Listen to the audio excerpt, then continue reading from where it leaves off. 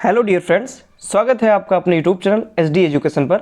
आज है 21 अक्टूबर 2024 और हम बात करने वाले हैं रेगुलर की तरह आज के most important current affairs question के बारे में। जैसा कि आप सभी लोग जानते हैं, हम अपने इस वीडियो में जो भी इंपॉर्टेंट करंट अफेयर्स क्वेश्चन होते हैं उन सभी क्वेश्चन को यहाँ पर कवर किया जाता है। आने वाला कोई भी अगर एग्जाम हो जिसमें करंट अफेयर्स रिलेटेड क्वेश्चन पूछे जाते हैं तो उसके लिए ये जो वीडियो है बहुत ही ज़्यादा इंपॉर्टेंट होती है। तो इसके लिए करना क्या है, इसके लिए सबसे पहले आपको ये वीडियो शुरू से के लास्ट तक आपको पूरी देखनी है। अगर आप वीडियो पर पहली बार आए हैं तो वीडियो को लाइक करना है तथा अपने दोस्तों के साथ वीडियो को अधिक से अधिक शेयर करना है और हमारे चैनल को सब्सक्राइब भी करना है। बढ़ते हैं अपने वीडियो में आगे की तरफ और बात करते हैं आज के पहले प्रश्न की।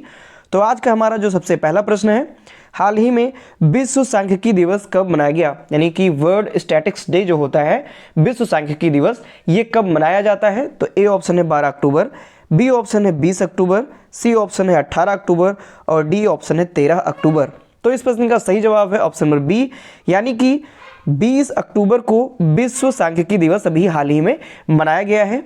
आगे हम अगर यहाँ पे आप आर्टिकल में देख सकते हैं वर्ल्ड स्टैटिक्स डे, जो कि प्रत्येक वर्ष 20 अक्टूबर को मनाया जाता है। यानी कि अगर देखा जाए कि आर्टिकल लेने का मतलब सिर्फ यही रहता है ताकि जो क्वेश्चंस हैं उनका जो आंसर है वो कितना सही है कितना नहीं सही है ये आप खुद से चेक कर पाएँ। यानी कि जो फैक्ट होते हैं वो कहाँ तक सही है कहाँ तक सही नहीं है इसके बारे में आप खुद ही अंदाज़ा लगा सकते हैं। तो काफ़ी ज़्यादा मेहनत करके जो वीडियो है वो बनाई जाती है। तो इसके लिए आप वीडियो को लाइक ज़रूर कीजिए और चैनल को हमारे सब्सक्राइब भी कीजिए। बढ़ेंगे आगे हम कुछ पॉइंट की तरफ। अगर हम कुछ पॉइंट्स के बारे में बात करें तो 20 अक्टूबर को विश्व सांख्यिकी दिवस पूरे विश्व में मनाया जाता है। यानी कि 20 अक्टूबर को जो विश्व सांख्यिकी दिवस है ये पूरे वर्ल्ड यानी पूरे विश्व में मनाया जाता है। जबकि अगर हम भारत में बात करें तो भारत में राष्ट्रीय सांख्यिकी दिवस जो है वो 29 जून को मनाया जाता है। यानी कि जो राष्ट्रीय सांख्यिकी दिवस है जो भारत में मनाया जाता है वो 29 जून को मनाया जाता है पीसी महालनोबिस जी की जयंती पर। यानी कि पीसी महालनोबिस जो थे उनकी जयंती पर जो राष्ट्रीय सांख्यिकी दिवस है वो भारत में मनाया जाता है।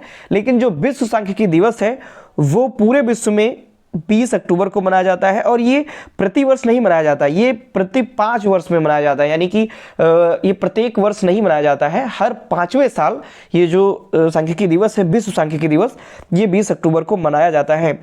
इससे पहली बार 20 अक्टूबर 2010 को मनाया गया था। यानी पहली बार जब ये मनाया गया था तो 20 अक्टूबर 2010 को ये सांख्यिकी दिवस मनाया गया था। संयुक्त राष्ट्र सांख्यिकी आयोग जो है इसकी जो स्थापना है वो 1947 में की गई थी। यानी कि संयुक्त राष्ट्र की ही ये संस्था है। तो संयुक्त राष्ट्र सांख्यिकी आयोग जो है इसकी स्थापना 1947 में हुई थी और इसका जो मुख्यालय है वो न्यूयॉर्क में है। और यह एक अंतर्राष्ट्रीय सांख्यिकी गतिविधियों के निर्णय लेने वाला एक सर्वोच्च निकाय है। यानी कि जो अंतर्राष्ट्रीय सांख्यिकी की जो भी गतिविधियां होती हैं उन पर निर्णय लेने वाला ये एक सर्वोच्च निकाय है, यानी वर्ल्ड लेवल का है, इसलिए ये टॉप पर रहता है, सर्वोच्च निकाय ये होता है। और अगर भारत की बात की जाए तो भारत में राष्ट्रीय सांख्यिकी दिवस मनाया जाता है जो कि 29 जून को मनाते हैं। अगले क्वेश्चन की तरफ बढ़ेंगे। नेक्स्ट क्वेश्चन है हमारा, हाल ही में किसके द्वारा एक वैश्विक मिशन शक्ति सेट लॉन्च किया गया? यानी कि कौन सी ऐसी संस्था है किसके द्वारा एक वैश्विक मिशन है जो कि शक्ति सेट उसका नाम है, इसको लॉन्च किया गया है? तो ए ऑप्शन है नासा, बी ऑप्शन है जक्सा, यानी कि जो जक्सा जानते हैं आप, जापान की स्पेस एजेंसी है जक्सा, सी ऑप्शन है स्पेस किड्स इंडिया और डी ऑप्शन है इनमें से कोई नहीं। तो इस प्रश्न का सही जवाब हो जाएगा ऑप्शन नंबर सी, यानी स्पेस किड्स इंडिया जो है इसके द्वारा एक वैश्विक मिशन लॉन्च किया गया जिसका नाम रखा गया है शक्ति सेट। इसका नाम शक्ति सेट रखा गया है जो कि विशेषकर जो बालिकाएं हैं, जो बच्चे हैं, उनके शिक्षा से रिलेटेड, उनके प्रशिक्षण से रिलेटेड है। तो arrow space startup space kids India द्वारा एक वैश्विक मिशन शक्ति सेट लॉन्च किया गया और उद्देश्य इसका क्या है? तो उद्देश्य है अंतरिक्ष प्रौद्योगिकी पर 108 देशों की लगभग 12,000 बालिकाओं को प्रशिक्षित करना। यानी 108 देशों की लगभग 12,000 जो बालिकाएं हैं उनको प्रशिक्षित करना इसका उद्देश्य है। और इसका लक्ष्य जो है वो इसरो का जो चंद्रयान 4 मिशन है इसके तहत एक उपग्रह का प्रक्षेपण करना।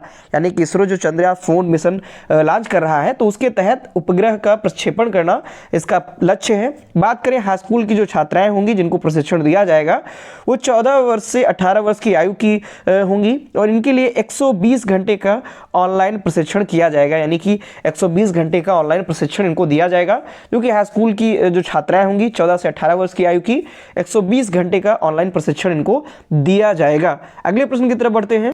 तो नेक्स्ट क्वेश्चन है हमारा, आगे हम बात करें तो हाल ही में किस वन्यजीव अभ्यारण्य को चीता आश्रय स्थल बनाया जाएगा, यानी कि चीता आश्रय स्थल, यानी यहाँ पर जो चीता हैं वो ला करके बसाए जाएंगे, वहाँ पर रखे जाएंगे, इसलिए इसको चीता आश्रय स्थल बनाया जाएगा। तो किस वन्यजीव अभ्यारण्य को ऐसा किया जा रहा है, तो ए ऑप्शन है सूर सरोवर पक्षी अभ्यारण्य, बी ऑप्शन है गांधी सागर वन्यजीव अभ्यारण्य, सी ऑप्शन, यानी ऑप्शन दोनों एक ही हो गए हैं, गांधी सागर वन्यजीव अभ्यारण्य, और फिर डी है किशनपुर वन्यजीव अभ्यारण्य। इसको अगर हम बात करें तो इस प्रश्न का सही जवाब है ऑप्शन नंबर, चाहे बी आप मान लीजिए या फिर सी, क्योंकि दोनों एक ही ऑप्शंस हैं। तो इस प्रश्न का सही जवाब है गांधी सागर वन्यजीव अभ्यारण्य। यहाँ पर यानी गांधी सागर वन्यजीव अभ्यारण्य को चीता आश्रय स्थल बनाया जाएगा और यहाँ पर जो चीता हैं उनको ला करके रखा जाएगा। आगे हम डिटेल में इसके बारे में बात करें तो गांधी सागर वन्यजीव अभ्यारण्य को चीतों के नए निवास स्थान के रूप में विकसित किया जाएगा। गांधी सागर वन्यजीव अभ्यारण्य है ये उत्तरी पश्चिमी मध्य प्रदेश यानी मंदसौर और नीमच जिलों में राजस्थान की सीमा के पास स्थित है।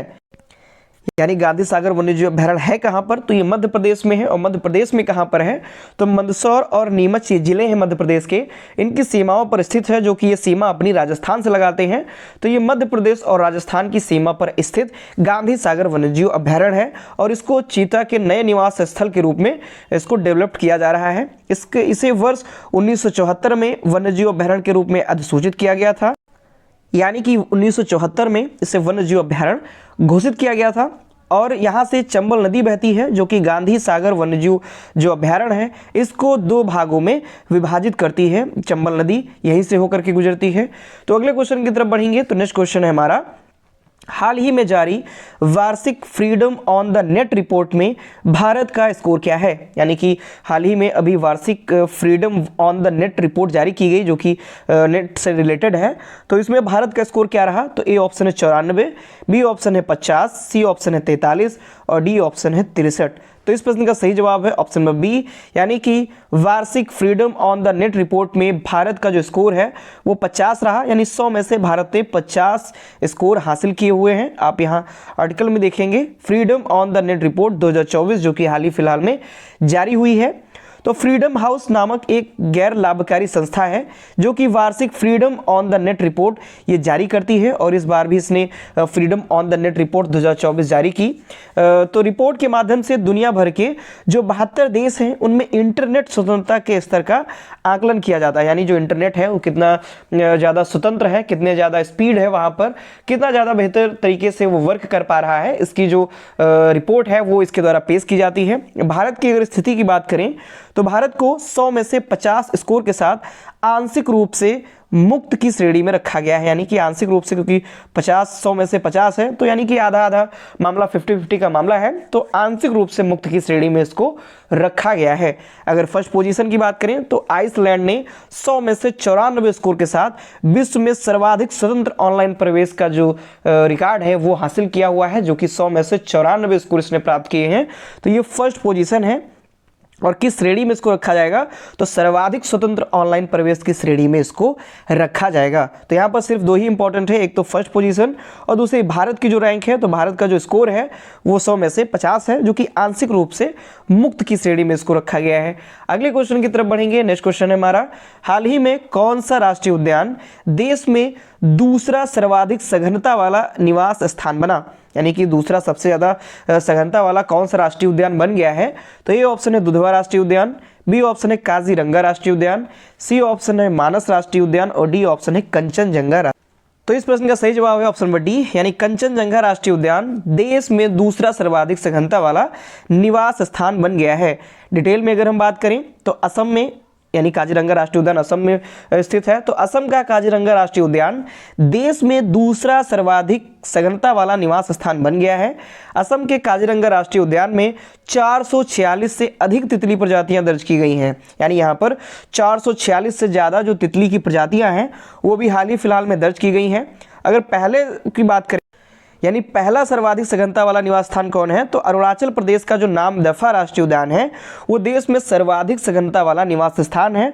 और अब दूसरा असम का काजीरंगा राष्ट्रीय उद्यान बन गया है। ये असम के गोलाघाट और नांगओ जिले में फैला हुआ है, यानी कि असम के गोलाघाट और नांगओ जो जिला है वहां पर ये काजीरंगा राष्ट्रीय उद्यान स्थित है। अगले प्रश्न की तरफ बढ़ेंगे। नेक्स्ट क्वेश्चन है हमारा, हाल ही में हिंदी भाषा संग्रहालय कहाँ स्थापित किया जाएगा? तो ये ऑप्शन है लखनऊ, बी ऑप्शन है वाराणसी, सी ऑप्शन है उज्जैन और डी ऑप्शन है इंदौर। तो इस प्रश्न का सही जवाब है ऑप्शन नंबर बी, यानी कि यूपी के वाराणसी में हिंदी भाषा संग्रहालय स्थापित किया जाएगा। डिटेल में अगर हम बात करें तो उत्तर प्रदेश सरकार ने काशी यानी वाराणसी में देश का पहला हिंदी साहित्य संग्रहालय स्थापित करने का जो है वो फैसला किया है, या यहाँ पर स्थापित किया जाएगा। यह जो संग्रहालय होगा वो किसी भाषा को समर्पित देश का पहला संग्रहालय होगा, यानी कि यहाँ हिंदी भाषा से रिलेटेड जो भी इम्पोर्टेंट वो होंगे वहाँ पर संग्रह करके रखे जाएंगे, यानी संग्रहालय होगा। म्यूजियम जैसे हो सकता है, मतलब जैसे म्यूजियम होता है किसी भी जगह में जो बनाया जाता है तो वहाँ से उस चीज़ से रिलेटेड सारी जानकारियाँ वहाँ पर उपलब्ध होती हैं। तो ठीक उसी तरह से यहाँ पर भी होगा कि यहाँ पर हिंदी भाषा से समर्पित ये देश का पहला संग्रहालय होगा और हिंदी भाषा से रिलेटेड जो साहित्य होंगे और अन्य जो भी चीज़ें होंगी वो यहाँ पर उपलब्ध होंगी। बात करें उत्तर प्रदेश सरकार ने 25 करोड़ रुपए इसके लिए आवंटित किए हैं और हाल ही फिलहाल में यहाँ पर इसको स्थापित किया जाएगा वाराणसी में। इस संग्रहालय में प्रख्यात हिंदी विद्वानों की तमाम पुरानी पांडुलिपियां और पुस्तकें भी मौजूद रहेंगी। और ये जो है इंपॉर्टेंट क्वेश्चन है बहुत ज़्यादा, खासकर जो यूपी स्पेशल की तैयारी कर रहे हैं उनके लिए ज़्यादा इंपॉर्टेंट है। अगले क्वेश्चन की तरफ बढ़ेंगे। नेक्स्ट क्वेश्चन है हमारा, हाल ही में भारतीय तट रक्षक बल के नए महानिदेशक कौन बनाए गए? तो ये ऑप्शन है बी ए कामत, सी ऑप्शन है राकेश पाल, डी ऑप्शन है परमेश शिवमणि और डी ऑप्शन है मनोज सिंह। तो इस प्रश्न का सही जवाब है ऑप्शन नंबर सी, यानी कि परमेश शिवमणि जो है ये भारतीय तट रक्षक बल के नए महानिदेशक बनाए गए हैं। डिटेल में अगर हम बात करें तो हाल ही में डीजी परमेश शिवमणि को भारतीय तट रक्षक बल का नया महानिदेशक नियुक्त किया गया। ये भारतीय तटरक्षक बल के 26वें महानिदेशक हैं, यानी कि ये 26वें महानिदेशक बनेंगे। बात करें भारतीय तटरक्षक बल की, इंडियन कोस्ट गार्ड जो होता है तो इसकी स्थापना है 1 फरवरी 1977 को हुई थी और यह केंद्रीय रक्षा मंत्रालय के अंतर्गत आता है, यानी कि ये जो रक्षा मंत्रालय है ये उसके अंतर्गत आता है। इसका आदर्श वाक्य है वयम रक्षामा और मुख्यालय जो है इसका वो नई दिल्ली में स्थित है और हाल ही फिलहाल में महानिदेशक इसके परमेश शिवमणि को बनाया गया है। नेक्स्ट क्वेश्चन की तरफ बढ़ेंगे। हमारा अगला क्वेश्चन है, हाल ही में बन्नी उत्सव कहाँ मनाया गया, यानी जो बन्नी उत्सव है ये कहाँ पर मनाया गया? तो ए ऑप्शन है तमिलनाडु, बी ऑप्शन है उत्तर प्रदेश, सी ऑप्शन है केरल और डी ऑप्शन है आंध्र प्रदेश। तो इस प्रश्न का सही जवाब है ऑप्शन नंबर डी, यानी आंध्र प्रदेश में हाल ही में बन्नी उत्सव का आयोजन किया गया। आगे हम अगर डिटेल में बात करें इसके बारे में तो हाल ही में आंध्र प्रदेश के कुर्नूल जिले में बन्नी उत्सव का आयोजन किया गया। बन्नी उत्सव को कर्रेला समारंभ के नाम से भी जाना जाता है, यानी कर्रेला समारंभ के नाम से भी इसे जाना जाता है और यह बहुत ही प्राचीन उत्सव है जो कि यह सैकड़ों वर्षों से आयोजित की जाने वाली एक पारंपरिक युद्ध कला है। यह भगवान शिव द्वारा मणि एवं मल्लासुर नामक जो राक्षस थे उन पर विजय प्राप्त करने के उपलक्ष्य में मनाया जाता है, यानी कि जो भगवान शिव हैं इन्होंने मणि एवं मल्लासुर नाम के जो राक्षस थे उन पर विजय प्राप्त की थी, उसी के उपलक्ष्य में ये जो बन्नी उत्सव है इसको मनाया जाता है। अगले प्रश्न की तरफ बढ़ें तो नेक्स्ट क्वेश्चन है हमारा, हाल ही में कौन सा देश यूनिसेफ का तीसरा सबसे बड़ा आपूर्तिकर्ता बना? तो ए ऑप्शन है जापान, बी ऑप्शन है बांग्लादेश, सी ऑप्शन है हमारा प्यारा भारत और डी ऑप्शन है नेपाल। तो इस प्रश्न का सही जवाब है ऑप्शन नंबर सी, यानी हमारा प्यारा भारत जो है वो यूनिसेफ का तीसरा सबसे बड़ा आपूर्तिकर्ता बन गया है। डिटेल में अगर हम बात करें तो यहाँ आर्टिकल में भी आप देख सकते हैं भारत बना यूनिसेफ का तीसरा सबसे बड़ा आपूर्तिकर्ता। और हम अगर एक एक पॉइंट की बात करें तो भारत यूनिसेफ को पोषण और स्वास्थ्य सहायता प्रदान करने वाला तीसरा सबसे बड़ा आपूर्तिकर्ता बन गया है, यानी कि ये पोषण, न्यूट्रिशन और स्वास्थ्य संबंधी जो सहायता है वो प्रदान करने वाला यूनिसेफ को तीसरा सबसे बड़ा आपूर्तिकर्ता बन गया है। भारतीय कंपनियों ने यूनिसेफ को 6 अरब डॉलर से अधिक मूल्य की वस्तुएं और सेवाएं दी हुई हैं, यानी अब तक भारतीय जो कंपनियां हैं उन्होंने यूनिसेफ को 6 अरब डॉलर से अधिक मूल्य की जो वस्तुएं और सेवाएं हैं वो दी है। इनमें दवाएं, टीके और पोषण आपूर्ति भी शामिल है। यूनिसेफ की बात करें तो यूनिसेफ की स्थापना 1946 में हुई थी और हेडक्वार्टर जो कि है इसका न्यूयॉर्क में स्थित है, मुख्यालय इसका। अगले क्वेश्चन में बढ़ते हैं, तो लास्ट क्वेश्चन है ये। तो हाल ही में कौन सा देश भारत के साथ audio visual co production agreement पर हस्ताक्षर करने वाला 17वां देश बन गया? तो ये ऑप्शन है नामीबिया, बी ऑप्शन है कोलंबिया, सी ऑप्शन है बोलीविया और डी ऑप्शन है वेनेजुएला। तो इस प्रश्न का सही जवाब है ऑप्शन नंबर बी, यानी कि कोलंबिया जो देश है वो भारत के साथ audio visual co production agreement पर हस्ताक्षर करने वाला 17वां देश बन गया है। आप यहाँ आर्टिकल में भी देख सकते हैं, India and Colombia sign audio visual co production agreement to boost film co production and cultural ties, इसके लिए इसने हस्ताक्षर किए हुए हैं। तो हाल ही में कोलंबिया भारत के साथ audio visual co production agreement पर हस्ताक्षर करने वाला 17वां देश बन गया है। बात करें तो कोलंबिया भारत के साथ इस तरह के समझौते पर हस्ताक्षर करने वाला कौन सा देश बना? तो 17वां देश बना हुआ है।